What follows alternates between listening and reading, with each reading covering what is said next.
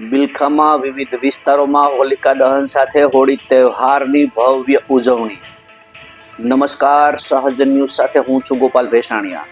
બિલખા શહેરમાં પરંપરાગત રીતે હોળી તહેવારની ઉજવણી કરવામાં આવી હતી। શહેરના નીચલાપરા, બસ સ્ટેશન ચોક, નાગરેચાવાડી, રાવતપરા, ઇન્દિરાનગર સહિતના વિવિધ વિસ્તારોમાં હોલિકા દહન કરવામાં આવ્યું હતું। સ્થાનિક લોકો મોટી સંખ્યામાં હાજર રહીને ભાવ ભક્તિ સાથે હોળીના દર્શન કર્યા હતા। વર્ષોથી ચાલી આવતી પરંપરા મુજબ આ વર્ષે પણ લોકોમાં હોળી પ્રત્યે ભારે ઉત્સાહ જોવા મળ્યો હતો। સાંજે શુભ મુહૂર્તના હોલિકા દહન કરવામાં આવ્યું અને લોકો દ્વારા પરિવાર સાથે હાજરી આપી તહેવારની ઉજવણી કરવામાં આવી હતી।